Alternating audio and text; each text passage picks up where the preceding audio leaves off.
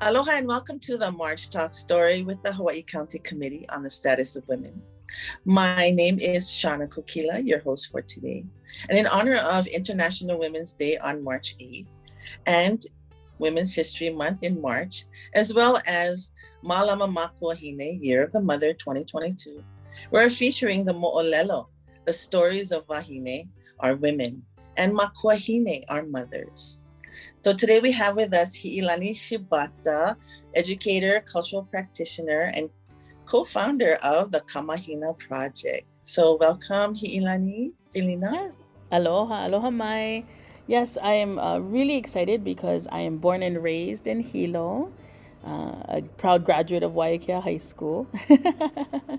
And I am almost all my family is still in Hilo, so I really consider that home, although I do live on the island of Oahu today. So I'm very excited to be participating with you folks because of Hawaii Island.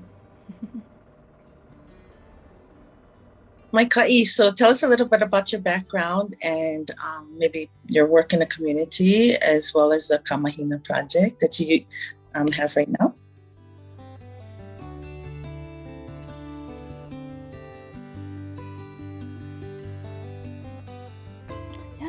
So I am a lifelong educator, kind of fell into education, just followed the journey as it unfolded. Attended University of Hawaii at Manoa, and then my first real job was working as an educator in the education department at the Bishop Museum. And there is where I really started to understand who I am as a native Hawaiian, and really started to understand what our culture, right? How special and how fortunate we are to be of this culture of Hawaii. And not only being native Hawaiian, but all the cultures that make up us, here in our islands. But that's actually where Ka Mahina Project was really born for me personally. I do have a co-founder. She lives on the island of Molokai, and she has a different relationship that started her journey for Ka Mahina Project.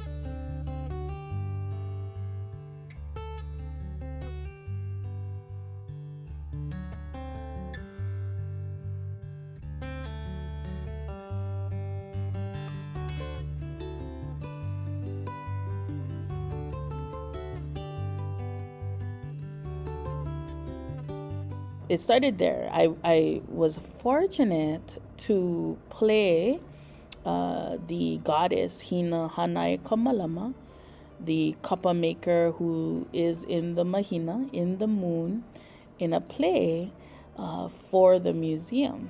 And I toured with other natives, Alaska natives, Native Americans, and we all were sharing our moon stories. And it was there that I fell in love with Hina, the akua, the goddess, the just that natural phenomena of Hina. And Hina is really what I consider a mother figure. Yeah, a mother figure. And if you even look at that, right, the word Mahina really has that nurturing, right? The Ma and then the Hina for the feminine. And so it has that nurturing, what you call energy of the moon. Yeah, that's what we recognize just in that inoa, just in that name. But the mo'olelo of Hina Malama is one that I believe, although doesn't necessarily talk about Makuahine, about being a mother, but it really talks and speaks and resonates with being a wahine, being a woman. So in that mo'olelo, Hina has a partner named Aikanaka. And even that name of having Aikanaka, yeah, Ai to eat, Kanaka man, right? That's a very fascinating Inoa name.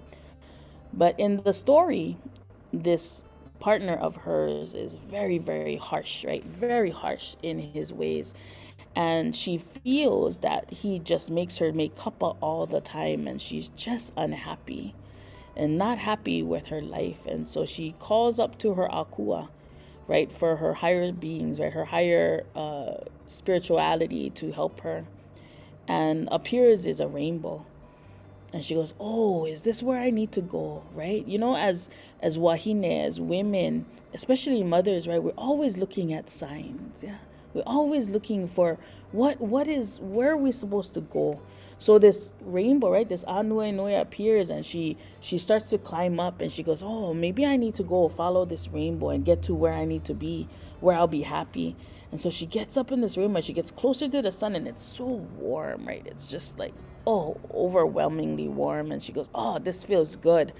She goes, but as she gets closer, her skin starts to burn, right?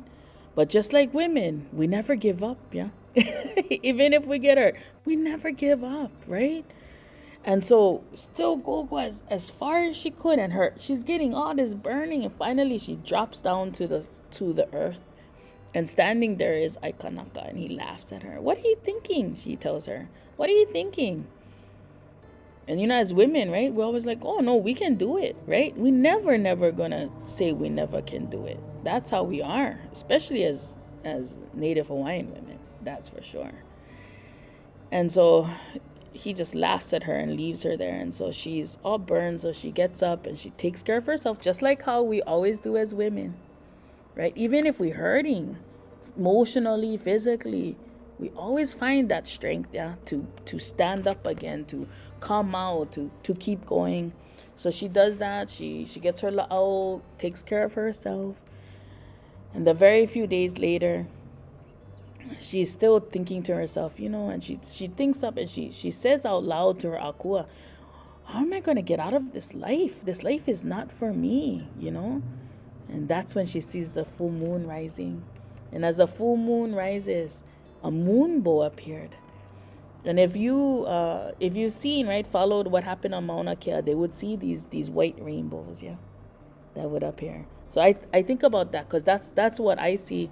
One time when I went to Kilauea, when I was going down into the ocean, when you could go down to that side, yeah, about 10, 15 years ago. And that's the one time I saw this moonbow. It was on full moon and had this rainbow coming from the moon, because had a little bit rain, yeah. So she comes up this moonbow, and she's feeling like, she's like, no, this is it, right? This is where I'm supposed to go. But all of a sudden she feel him, somebody holding on to her. So she looked down, and it's Aikanaka. He went follow her up, and he's holding her back. Right? And as women, always that happens, yeah, we get that test. Yeah? And the test is what is supposed to, we're supposed to know, okay, we actually gonna have to do one more sacrifice. Yeah, whatever that is. So she went sacrifice her leg. And her leg went fall back down a pu'u called Pu'u Ma'eli Eli. It's actually in the Kahalu area of Oahu. And it turns into a sweet potato variety. That was especially for Hina and for the Mahina. And that's what I think about. You know, we make these sacrifices at Wahine, and there's always something fruitful that comes from it, from that sacrifice. We may not know right away, but it usually turns into that, yeah. And then when she steps into the Mahina, she becomes Hina Hanai Malama and whole again. And so for me, that is why we have Ka Mahina Project today, is that specific mo'olelo. Because Hina comes in all many forms, yeah? And she has many, actually, Makuahine forms. But it's that transformation that happens as wahine, as women, when we become a Makuahine, yeah? Physically, when we become a Makuahine. Some of us don't physically become a Makuahine, but they take on the Makuahine role as Auntie Mama, right? Or grandma, that has to be mama too, right? There's the different, or you know, adopted mama, Hanai mama, right? So even if you physically do not give birth, many of us, right? We take care of our next generation in however way we need to, yeah. And that's why also, right, when we look at that transformation that Hina Hanai Malama does when she steps into the Mahina, steps into the moon, it's becoming that bigger fullness of ourselves as women. So that's where Ka Mahina Project comes from. And Ka Mahina Project is, when you look at what's behind me, we look at each moon phase, and each moon phase not only tells us, we know, yeah, it tells us the farming, it tells us the planting, it tells us the fishing, it tells us it even tells us if your baby born on a certain phase, how your baby gonna be. There's even that in our from our kupuna. But nowadays, even looking at you, yeah, you at now, right? What is happening to you with this moon phase? Then what is happening to the keiki? What is happening to your partner? Yeah, that all that kind of stuff is what Ka Mahina Project is really about. It's about today. It's about what is the Mahina for us today, and how can the Mahina guide us, right? In the ancestral knowledge, how can it help us heal from our traumas? How can it help us stand cool? Yeah, stand cool and Hina. Yeah, so cool is the balancing partner of the Hina. Yeah, that we can talk about in a little bit as well. But yeah, so Ka Mahina Project is for me right now fulfilling a kuleana, fulfilling a privilege. Because a wise person told me when I took on that role as Hina Hanai Kamalama in play form, right? That once I step on stage and become Hina Hanai Kamalama and play her role, that I will always be Hina Hanai Kamalama as part of me. And so Ka Mahina Project is my way of continuing that privilege of being of that role. And so I'm gonna turn it back over to you because I can talk and talk and talk. Well, it's fascinating. That's exactly what I was hoping you would share, because we know that there's a lot of things out there that we can learn, but it's really important to learn who we are, our identity, as well as how the moon and the elements affect us, especially in Hawaii, because we know we're Aina based, but we also know that we're based on the universe above. So we're all connected, and that's where our mana comes from, our energy, our spiritual energy, and our strength as a people. So if you think about Malama Makuahine in terms of Malama, that word, and then Makuahine, kind of from your perspective, what do you think that means, and how can we express it? So I've been thinking about that since getting the questions ahead, and what it makes me think about, honestly, is how we as Wahine have our own cycles. And our cycle, some people in the world call it a moon. We're on our moons, right? On our moon cycle. We cycle depending on all kinds of factors. And sometimes it is the Mahina. It is the moon that affects us, right? And sometimes, a lot of times, actually, it's who we're around, right? Who we are around. And so when I think about Mālama Makuahine, I think about that. Because unfortunately and fortunately, it's very fascinating because there's the pros and cons. That in our traditional society, you wasn't alone, right? You wasn't alone being a Makuahine, a Makua, right? When we look at that word Makua is a stage of life. And it doesn't matter if you had physically a child or not. You were a Makua. You had the kuleana of being a Makua, no matter what. But that was the stage you were in. So when people talk about it takes a village to raise a child, that's what it was. That was your kuleana. That was your privilege. You're in Makua stage. You're taking care of all these children, right? There's no, I only gonna take care of you because you came from me. No. Right? So that's one of the things that I think about with Malama Makuahine, is that we was never alone in being a Makuahine. Because of the moon cycle too, right? Because if you were hapai, right? If you were pregnant, you were taken care of by others, right? You were, especially the older women, right? The older women would be taking care of you. Those that had the training, right, of pale keiki, right? Taking care of in birth, you were being taken care of, right? Because you were hapai. That was really important. Now, if you're not hapai and you have your moon cycle, right? You have your menstruation, another thing, right? They had the halepea where you would go, and it wasn't a defilement. We gotta be real. We gotta make sure everybody understands that was somebody that came and never understand our ways, that said it was a time of defilement. I don't like that word because it's not part of our, that's not part of us. Yeah. When we have our menstruation, we are actually the most manaful, the most strong. And that's why you had to go to the halepea. And at the halepea, what happens is all the wahine take care of each other, right? And then those that maybe are in the next stage, right, where they no more their actual bleeding time, right, they taking care also too. And then, right, coming from that actual blood, the cocoa coming from you is sacred. So that had to be Malama in a certain way. It wasn't just, it was returned back to the Aina. So for me, Malama Makuahine is we actually taking care of the Aina. We're taking care of Mama Earth when we take care of ourselves and we take care of each other. Because it's all a cycle. Yeah, it's all a cycle. And that one of the things that I would love to make sure we have is those support circles of our Makuahine. Because when you're alone, that's when, or when you feel alone, because you're never alone. You're never alone.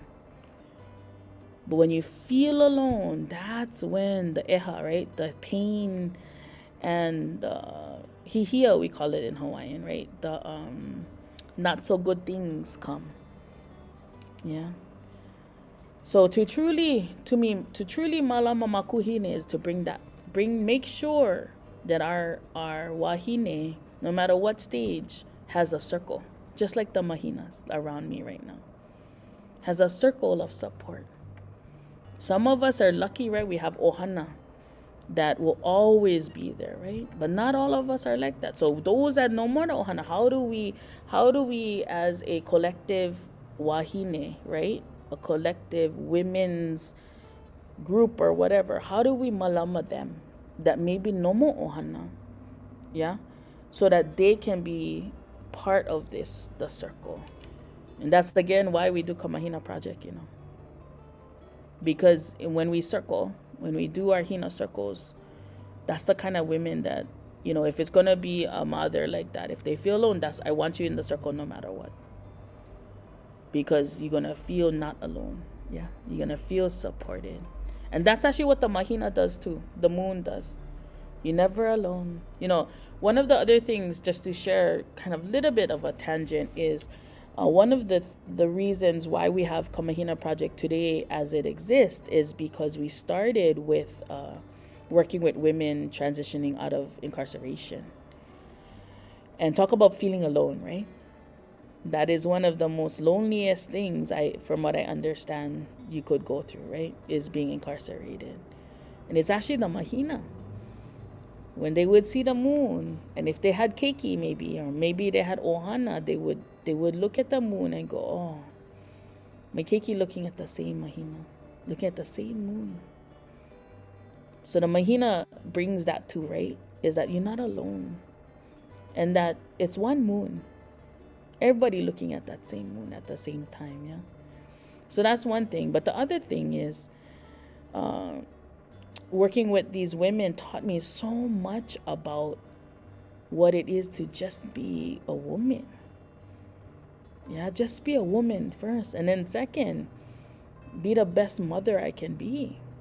Because each one of them, if they had keiki, that was the thing, yeah? That was the thing they always thought about, was being their keiki. And so, yeah, so interesting. I hope I answered the question. That was exactly what I was hoping you would say.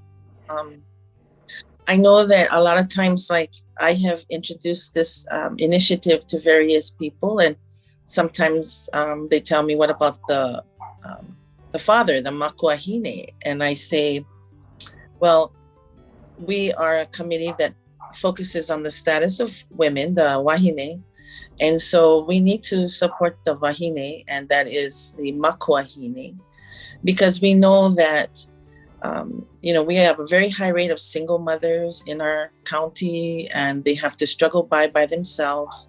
And so, although we do support everyone in the ohana, we want to uplift the Makuahine because she's very critical in the growth and the protection and the mo'oku'auhau of the ohana. So maybe you could share a little bit about why we should better focus on our ohana, and then the different roles everyone plays and how important it is to support each other. Yeah, so when you were talking, what came to mind first was the fact that as a child, you know who your mama, your makuahine is, right? But as a makuakane, as a father, in traditional times, it could have been two different makuakane, and that was actually a good thing because of the mo'okuau, how your genealogy. So if you're a chief, this is only for ali'ia, for the chiefly lines. If a li'i right, one of royal rank, could actually give birth to a baby, a child that could go into two different high-ranking chiefs, that child's status would be higher, right? So that's just talking about the royalty side. Going back to our makainana, our common people, you always gonna know who your mother is because you came from your mother. You know what I mean? And how fortunate sometimes you could have come from your mother, but then you could have been raised by another mama, and then you get two mama, right? I mean, how wonderful is that? And that's why it's so important to me that we take care of our wahine, because you always gonna know who your mama is. You always gonna know who your mama is. You going, and sometimes, like I said, you can have two tree mama, right? Because it depends, right, on how your journey of your life goes. So, but we got to take care of all of the wahine, to me, because each one of them is going to Mālama just by the way we are, and we are genetically, right, and just as mother animals, right, we're going to Mālama the keiki, no matter what, actually. Especially if we, in Hawaii, not only Native Hawaiian women, I feel like mothers in Hawaii, we are a special breed. That we love hard, we're gonna be single, we're gonna do everything, right? We're not gonna worry about depending on somebody else. We always gonna make sure our keiki is maikai, right? And so to me, it's really important. But just like going back to the traditional times, right? The women are taken care of. They never do hard labor. They never do hard work. Why? Because their whole kuleana is to what? To birth. To Malama the keiki. Malama the next hanauna, the next generation.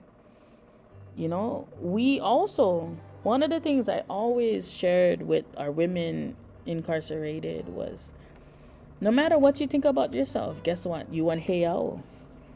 We as wahine are our own heiau. You know how they talk about wahine couldn't go on the heiau, the sacred sites. You know why? Because we never need to. Because we are our own heiau. Most of the heiau built that had human sacrifice, like really for the men, is because they are not aligned with nature. They do not have a physical process their body goes through every month, every Malama, that aligns them back to the Aina. So they have to build a heiau, a place that gathers the mana, and they have to do ritual to gather that mana. Yeah, hei means to gather, heiau to bring in that mana to the person or the people who were men. But as a wahine, when we let blood go, that is part of the ceremony and ritual that happens every month that reconnects us back to the aina and to nature. And so each one of us as wahine is heao. We are heao. Each one of us. We are sacred. We are constantly cycling our mana. And there is this time that the mana comes physically out of us and goes in. And depending on the stage that we are in life, right, in our growth stage, that mana changes, right? It grows into a deeper mana as we get older. Yeah. And the kuleana, right, changes with that change of the mana. Yeah. And it's all tied together. So yeah, I'm glad that that came out. I didn't think about that, but to share it today. But really, yeah, each one of us as wahine, and then as makuahine, because it's another stage of that mana journey. We're all heao, and we cannot forget that. Yeah. Mm-hmm. And also, I like what you said about being connected to the aina, to the land, because as you started off saying that Hina is a mother figure, but we also have Haumea and other deities that point us to a motherly, figure that can envelope us and make us feel safe and take care of us. And so I guess as one of my last questions, kind of like take us through a little bit about how you think we could Malama Haumea, Hina, all these elements, and then also how it affects us as a people, as Makuahine, and how does it connect by taking care of the aina, we'll take care of ourselves. So one of the most beautiful things is all the akua have manifestations, right? Actual manifestations. Some people look at the kino lau, which is the plant forms, our plant friends. They'll look at the actual holoholona, right? The animals that are encompassing of our akua. And then also colors. There are certain colors that are associated, like haumea is yellow. Yeah. That kind of thing. There's also even what the akua, how the akua does things. So for example, just because you brought up haumea births from all parts of her body. So that's interesting too, right? Like to birth from your po'o, what does that mean? What are you birthing? To birth from your underarm, what does that mean? To birth from your shoulder, she births from all these. She even births an egg, right? When we have hi'aka ikapolio pele. So that, it's a whole nother pretty cool thing, right? Because that tells us that a makuahine is not only, like we've been saying, not only a physical birth of a baby, that the whole stance of being a makuahine is birthing from all parts of us. Isn't that so amazing? That's what Haumea tells us, right? And so when we have the plant, let me go to the plant families, right? For example, like how Hina had the uala, right, as part of her. So the certain uala is associated with Hina because that was she sacrificed, right? So in eating of that, what does that give you, right? Does that give you the Hina that you need, the support in a certain part of your body? That uala gives you certain nutrients that maybe you might be needing when you are doing certain things, or maybe, right? It goes into that. You can really get kind of lost in it in a great way. One of the things being an educator right now, I consciously plant certain plants and introduce it to our keiki as the akua. So when they come out of their classroom and they're looking at things growing around the campus, they're not only thinking, oh, that I like eat that, right? or something. They're all saying, oh, Haloa is here. Or Ku is here in the ulu tree. Or Hina's in this specific potato, this specific sweet potato. You know what I mean? Ku is in the Ohi Alehua. So that they're not alone, yeah?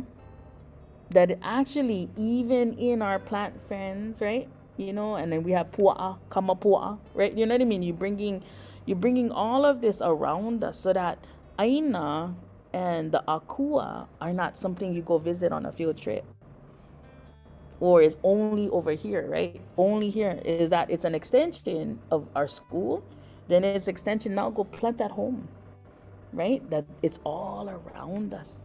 And so we can really learn from understanding all the different forms and their personalities, right? I mean, if we can talk about Pele, right? Because for me, being from Hawaii Island, Pele is big in me. I may not be Pele clan. I don't know. I actually have ohana. I have a line of ohana that goes to Ka'u. And I'm just starting to learn more about that line, And, that's where all the Pele clan come from, right? Is Ka'u. And so I don't know if I really am. I gotta go check. I gotta go research. But I mean, honestly, look at Pele, right? I mean, you from Hawaii Island. Pele is part of you. When you are born on that island, Pele is part of you. You get that fiery pot. You know what I mean? The heat come harsh. So it even gets to that point, right? When it's like different islands have even just the vahi, the place that you are born, has a kua that are famous for that place, And so it's that understanding, right? That understanding that, oh, wow, I'm Hina in this, but oh, I get Pele because I'm from Big Island. Oh, Haumea is this because I do this, right? Hiaka, right? The healer, right? Hiaka is a healer. Okay, I gotta learn all of this stuff because during the La'au moons, right? I'm gonna call on Hiaka for help me, guide me, so that we can make medicine. So my keiki, my ohana. I mean, we take on all of these forms every month if you think about it. We take on all of these forms every month. And that's the dynamic, right? The dynamic wahine, the dynamic makuahine. Like I said about Hawaii, right? It's not only being Native Hawaiian, it's not only being Polynesian. When you're from Hawaii, these akua, all of these things with the aina is part of you. And no one should tell you that you cannot be proud, yeah, to be of this place. Recently I was part of this presentation, and this one wahine said something that really resounded with me. She said, I may not be Hawaiian, Native Hawaiian, but Hawaii raised me. So Hawaii will always be part of me because Hawaii raised her. And I almost cried, like I want to cry now, because I got that. I understood that. She lives in Seattle with her mom now. She's like a couple of different Native Americans. She's also African American. She's all these different ethnics, and she has explored all of them. But she still was raised by this place, right? By Hawaii. So it's part of her too. So I always think about that, I always think about that now, because I was just like, wow, yeah, So as a Makuahine, you're raising your child in Hawaii. You're raising your child on Hawaii Island. Can I help but have some Pele in it, yeah? And we also know that Pele is the goddess of creation too, because she eats Aina. Well, we know that she facilitates the creation of Aina, and it comes from the Honua, and so the earth. And so we know that to respect and honor as an ancestor, right? Because a lot of our ancestors that are Wahine are quite powerful, especially on this Aina. They call it, right? The Aina o Pele also. And so, yes, it's very powerful to know that we have such strong ancestral roots here on this Aina. So thank you for sharing that. That was really, really good mo'olelo. for all of us to learn and to also be able to share. And so what I would like you to do is be able to share how someone can get involved with the Ka Mahina Project, what kind of things you offer. For me, I looked up the app. So I now have the app, and I think it's free, right? And I get the moon phases on my text every day. And then you have a little tiny snippet of like a little storytelling, like a mo'olelo of that moon. And it's like, what, 15 seconds? But it's beautiful, and that's your voice, right? On the app. So tell us a little bit about all of that so that we can share the Ka Mahina Project and those who might need to be in the Hina Circle. Yes, so that is something that we committed to be always something we do. When we were creating the business, so it kind of went from being a program in a program to, okay, we got to move to a next generation, yeah? So we moved to the next generation. It was like, okay, how are we gonna do this? Because we want to actually eventually, which we're going towards, is train Hina facilitators. And that's where the Hina Circles come from. But let's back up a little bit. Before we did that, we always wanted to have a way that a mother, that a woman would get reminded about something. And so these text messages were birthed. And so you can just go to kamahinaproject.com. That's the easiest way. You can just press on the thing, it'll come up, and you can get the text message. And so every day it comes out with what the Mahina phase is. We do just a little bit of here and there kind of reminders of it. You can also find us on Instagram, on IG, where we do a post about what it is, and then just a little different about what the moon phase does. That's all, stuff that's easy to do. And like I said, the Hina Circles, which we're actually starting our next season, we do seasons of them, is we have a Mahina facilitator who will meet with you once a week in a small group, and we circle. And there is, we do every other week, we look at a Hina mo'olelo. This season, we're actually also going to do some Ku-centered mo'olelo because of the relationship between Hina and Ku. And every other week, we're going to do a Hawaiian value or concept or ike kupuna thing, be it specifically about the moon or something that is related to what's happening now, so people can learn. So that's another thing. And on our website, you can also sign up for that. That has a charge because one of it is we want to create opportunities, especially especially for women, especially mothers, maybe newborn mothers, right? They could become a Hina facilitator and facilitate these circles from home while their baby is sleeping or while they're kiki, because only 1 hour, yeah. And then you got to show up for like a training a week, but that's only 45 minutes, like that kind of thing. Opportunities, trying to create, we are creating opportunities for our stay-at-home moms, moms that got to stay home, or single moms that maybe need extra, they can do something that will give them extra revenue, but they're learning at the same time, right? And they're facilitating and doing what Mahina does, creating circle to be safe, right? Nurturing and healing. So that's what the premise of Hina Circles are. We go through a season, 2.5 months, meeting once a week. And then on top of that, we're actually premiering on this week, March 8th, 9th, 10th, 11th, an opportunity. I recently, we get plenty wahine that we talk to because we really want to be adaptable, right, to what people need. And there's a bunch of kupuna. That really, really love aligning themselves now to the Mahina again. And what it has done is reawaken things that they knew from when they was children that they put away, yeah? So now coming out, so now we're gonna do every morning 15-minute meetup. And so my beginning, so people can sign up for do that. So that's coming out, that's rolling out. And that goes with, we actually have a Ka Mahina Project journal, and we have we have Mahina stickers. So they're little stickers with the moon phases, and you can use that with your journal.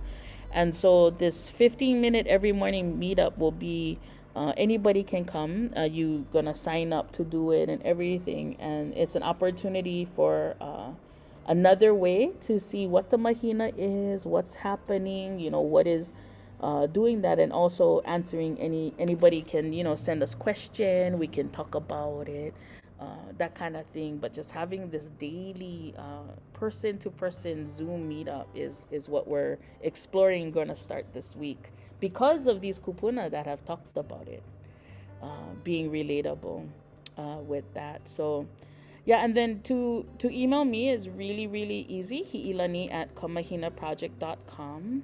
You can also just go to info at kamahinaproject.com, and it'll come to me. Because, we're a small company.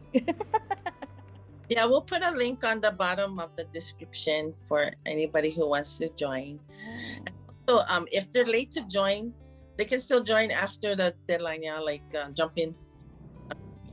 Yes, definitely. Yes, definitely. And we do have other options too, where there is a couple of circles that are going to start a little bit later. Oh, good. Because we are very adaptable, and we still are on that personal touch. Yeah, that's something about us Hawaii people. Yeah, it's about the personal touch. You talk about aloha spirit. That's what it is, at a personal touch. That's what makes us special, I think. Mm-hmm. So is this open to people outside Hawaii too? Oh, yes. Right now, we're actually going to have a couple of people coming that have signed up for Hina Circles that are in Japan. We have one that actually she's from Virginia, but she's going to be working in Kenya during the time that Hina Circles. Yeah, so the beautiful thing is the Hina Circles right now for this next season, Hawaii time is Mondays or Thursdays, and the times of the circles that you can sign up for is 9 a.m. to 10 a.m. or 6 p.m. to 7 p.m. on both days. Yeah, so it works for anybody. We pick those times because then it can, somebody in London will probably take the 6 p.m. to 7 p.m. Hawaii time because it'll be in the morning for that kind of thing. Yeah, so we did that, and it's working out really, really well. And that's the one benefit I see about doing virtual spaces. We are going to be doing some in-person on different island kind of things with collaborators. But until then, we're going to do the virtual, because then anybody, right? And then, oh my gosh, isn't that so cool that you can we have ohana that are signing up for a certain time, and they're in different places around the world. Yeah, I feel like this is a good start for you, because it's intimate now, and you can kind of create those intimate circles that we miss so much in our Wahine life, right? And we used to learn from each other, and now we got to kind of manage and kind of figure it out on our own. So thank you so much, Hi'ilani, for all the work you do, and you're more than welcome to come back anytime to talk story with us. Thank you so much. And anything else you want to say before we close? No, mahalo for having me and our project. And yeah, if there's anything that we can do, one of the things that is really cool is actually how the moon affects keiki.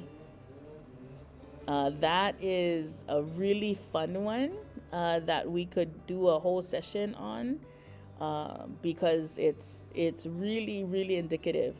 I know what moon phase it is depending on how the students are, and my own keiki as well. So it's really fun. Well, thank you so much. Is there any olelo no iao that relates to mothers that you or wahine that you want to share? Like a little last word. Well, I don't know if it really relates to mothers, but this olelo no iao has been in my head for the past week, and it's hele pui no ole ke keiki. Yeah, because as a Makuahine, we wear our keiki like a lei. Yeah, and we physically wear them when we actually put them on our around us and their legs hang. That's a form of the lei. We physically wear them when we hi'i them, right? When we hold them like that, and so because they are lei and because they are poina ole, they're never forgotten leis, right? That means that we as Makuahine, as Wahine, need to also take care of ourselves. That's what I want to remind everybody, is that we cannot take care of our keiki, our leis that are never forgotten, if we don't take care of ourselves first too. Yeah, gotta have both. Well, thank you so much, Hi'ilani. So ends our session today. So Malama, and I will talk to you soon. Aloha. Aloha.